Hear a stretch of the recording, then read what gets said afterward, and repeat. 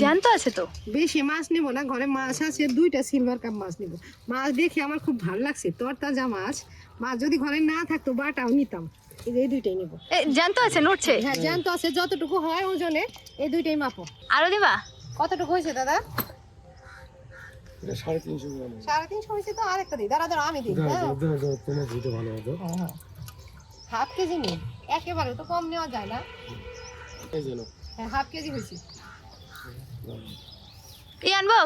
Plastic না দিলেও হতো, আবার এটার মধ্যেই ভরি দাও দাও। কারণ আমি রান্না বসাইছি, ওটা আগে নামাবো। ও দিয়ে দে, গামলা আনছে।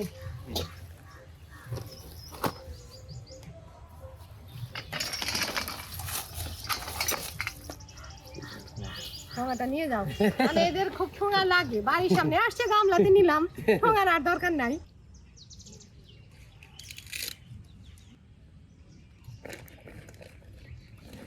ও মা, এখনই কি মাছ কাটবা? মাছ মাছওয়ালা দাদার কাছ থেকে রেখে হাতের কাজগুলো সেরে নিলাম, এখনই মাছগুলো কাটবো। মাছ কি আরও রাখা যাবে? প্রায় আধ ঘন্টা হয়েছে মাছ রাখছি, আরও সময় রাখলে মাছ থাকবে। তারপরে তরতাজা মাছ ছিল, জলের মধ্যেই রাখছি, তাজাই আছে। এখন তাড়াতাড়ি কেটে নেই, একেবারে লাফানো নাই, তবে তরতাজাই আছে, একটু লাফানোও আছে। মাছ কাটার জন্য এখানে ছাইও নিচ্ছি। যে কোনো মাছ আমি ছাই ছাড়া কাটতে পারি না, আর আমার অসুবিধাও হয় না। রান্না বাড়ি তো উনানেই করি। আরেকটা আছে, আগে এই 2টা কেটে নেই। আবার আঁশগুলো তবে নিচে পড়বে, এই যে এখানেই পড়ুক।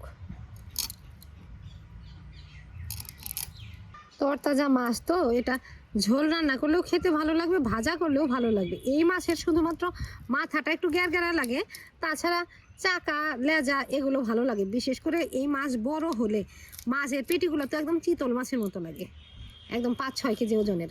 ওটাও আনি মাঝে মধ্যে, মাটিগাড়া হাটে পাওয়া যায়। হাটে গেলে বড় বড় এটা পাওয়া যায়, ওই কেটে কেটে বিক্রি করে।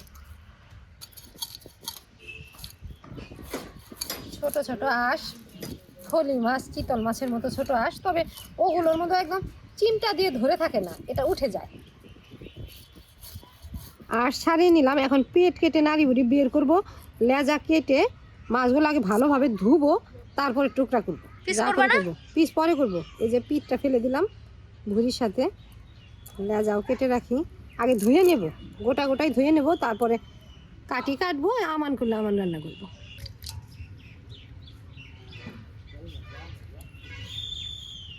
এই যে 3টা হয়েছে। এখন তুই ভাবলি যে রাখার সময় 3টা রাখলাম বাটি থেকে, আরেকটা নামালাম না, এই যে নামাইছি।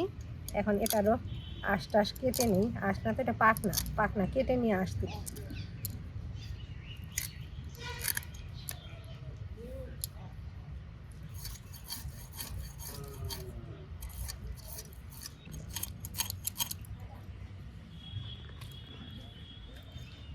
কান কোটা ফেলি,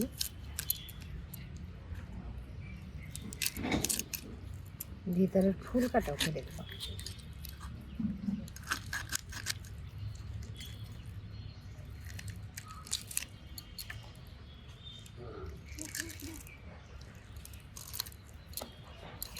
পেট কেটে ভুড়িটা বের করব।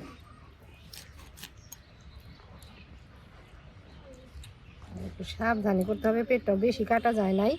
ওই যদি বরাবর কেটে নামিয়ে দিতাম ভালো কাটা হতো। যে পিঠটা ঠিক মতো বের হয় না। গলে নাই বলে নাই না। এই তো লেজা কেটে নিলাম। এখন এটার পাকনা টাকনা কেটে আঁশ ছাড়িয়ে নিই। এই তো 3টা মাছ নিছি, কাটতে বেশি সময় লাগে না। পাখনাগুলো আগে কাটবো, আঁশ ছাড়াবো, পেট কেটে নাড়ি ভুড়ি পিঠ বের করে নেব, ধুয়ে নেব, তারপরে পিস করব। পাখনাটা কেটে ফুল কাটা বের করবো। পাখনা না তো, এটার নাম কানকো। আমার ঠাকুমা বলতো এটার নাম কানসারা, এখন তো আমরা বলি কানকো। একটু ছাড়িয়ে নিলাম ঠোঁটাটা, 2টা একবারে বেরোলো। ঠোঁটা না ছাড়ালে 2 দিক থেকে বের করতে হতো। ছাইটা ভিজে গেছে, নিয়ে আসবো? আনতে হবে না, একটু পিচ্ছিল আছে। মাছগুলো তো পুকুরের, নদীর মাছ এত পিচ্ছিল হয় না। পুকুরের মাছ, চাষ করা মাছ, একটু পিচ্ছিল আছে। এটারও আঁশ ছাড়ানো হয়ে গেল, এখন এই ভুড়িটা বের করে নিই।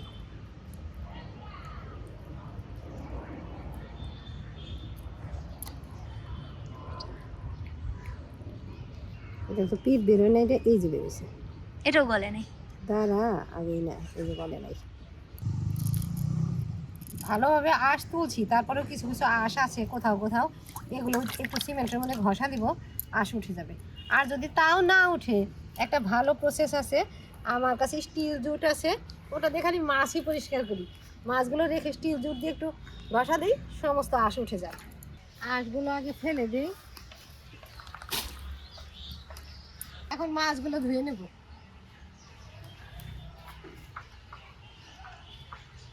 এখানে একটু ঘষা দিব, মাছ পরিষ্কার হয়ে যাবে।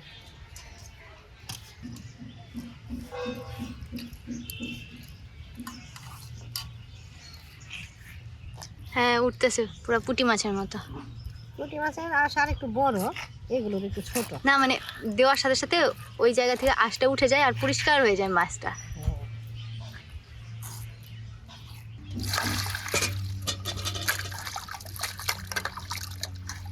দুই একবার ধুয়ে নিলাম, আগে কেটে নেই, 2 টুকরা করব।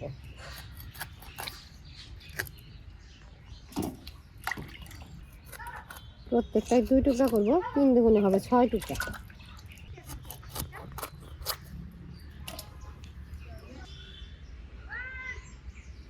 মাছ কেটে ধুয়ে পরিষ্কার করে আমিও স্নান করে নিলাম। এখন মাছটা রান্না করব।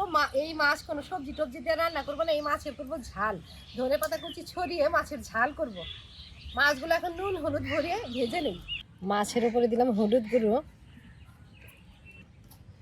তরতাজা মাছ যেমনভাবে রান্না করব অমনভাবে খেতেই ভালো লাগবে। উনান জ্বালিয়ে নিচ্ছি, এখন উনানে কড়াইটা বসাই। উনান খুব ভালোভাবে জ্বলে যাবে। ওই যে উক্ষরার দিন একদম শুকনো লাকড়ি, আর লাকড়িগুলো আমি ছোট ছোট করে কেটে নেই যাতে জাল দিতে সুবিধা হয়। কড়াই গরম হতে থাকে, এদিকে পেঁয়াজ কাঁচা লঙ্কা ছিলে টেলে নেই। এই রান্নাতে পেঁয়াজ ফোড়নে দেবো না, তবে পেঁয়াজটা বেটে দেব।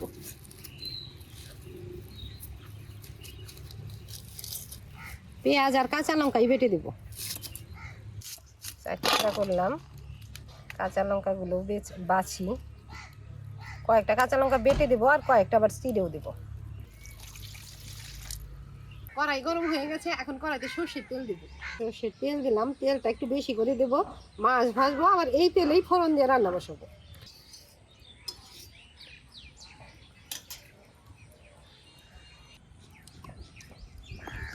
মাথা 3টা আগে ভাজবো, লেজা 3টা পরে ভাজি। তেলও টনটনা গরম হয়ে গেছে।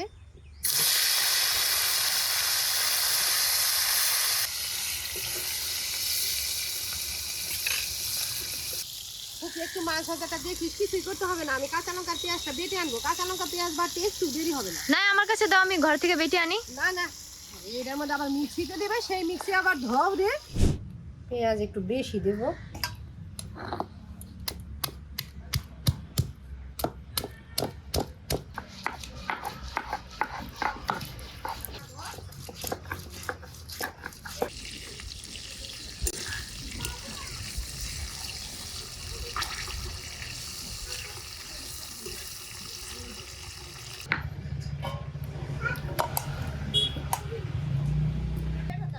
বাটা হয়ে গেছে।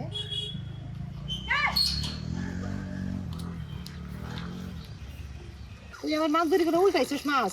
তুমি জাল কমাই দিয়ে গেছিল না? হ্যাঁ জানো তো, কমাইছি না, আমি এখানে উল্টাম না। মাথা 3টা ভাজা হয়ে গেল, এগুলো নামিয়ে লেজা 3টা ভেজে নেব। এই বাটটার এক সাইডেই নামাবো।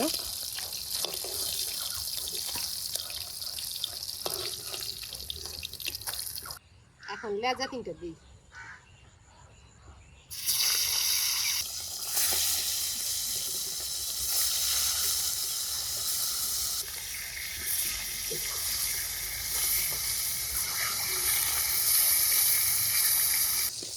অনেকগুলো ধনেপাতা, যতটুকু লাগবে বের করে নিলাম, এইটুকু আবার রেখে দিই। একদম উল্টে পাল্টে ভালোভাবে ভেজে নিলাম। এই মাছগুলো তো একটু মিঠা মিঠা, একটু ভেজে রান্না করলেই ভালো লাগে খেতে। আর তাছাড়া আমি প্রায় সব মাছই ভেজে রান্না করি। আমার খুকি না ভেজে রান্না করলে অতটা পছন্দ করে না, তবে আমরা না ভেজে রান্না করলেও খাই। যাই হোক, এই যে মাছ ভাজা হয়ে গেছে, এখন তুলে ফোড়ন দিয়ে দিই।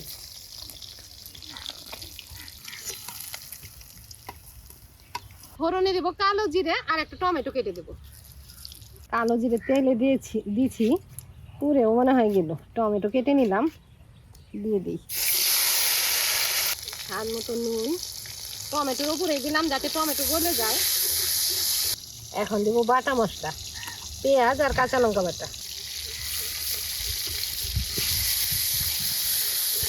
নেড়ে চেড়ে কিছু সময় কষিয়ে নিয়ে তারপরে গুঁড়া মশলা দেবো। দিলাম হলুদ গুঁড়ো, লঙ্কার গুঁড়ো দিয়ে দিই। টমেটো গলে গেছে, তাও অল্প জল দিয়ে মশলাটা ভালোভাবে কষিয়ে নিই।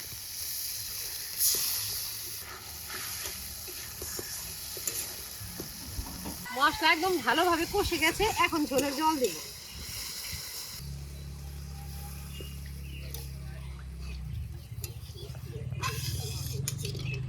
ঝোল বলক এসে গেছে, এখন মাছ দেবো। মাছ দিয়েও 2-1 বলক তুলবো যাতে মাছটাও জাল হয়। কি আর একটা দেবো, তরতাজা মাছ একবারে ঢেলে দিলাম।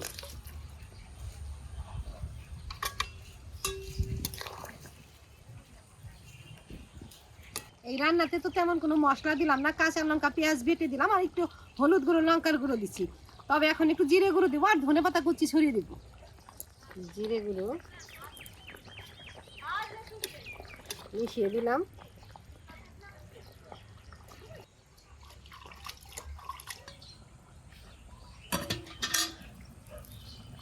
পরিষ্কার করে ধুয়ে নিলাম।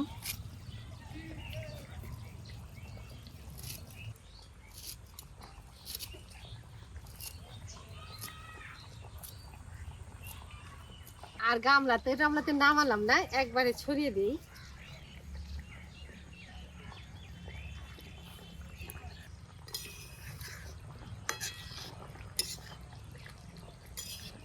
চাইলে আর একটু শুকনা করা যেত, তবে তরতাজা মাছ আর দুপুরবেলায় রান্না করছি, ভাত দিয়ে খাবে।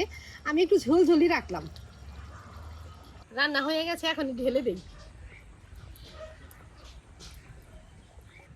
নাড়িয়ে নিলাম যাতে সহজে পড়ে।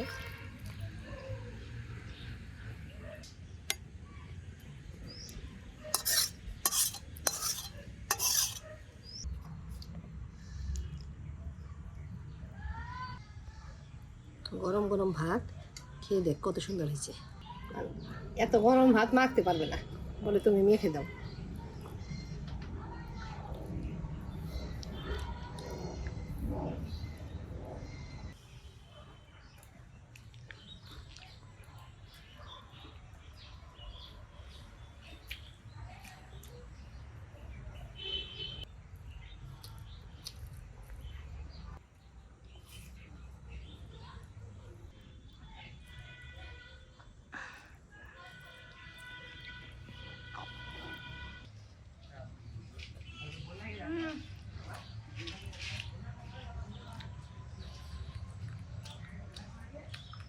তরতাজা মাছের ঝাল সেই স্বাদ হয়েছে খেতে।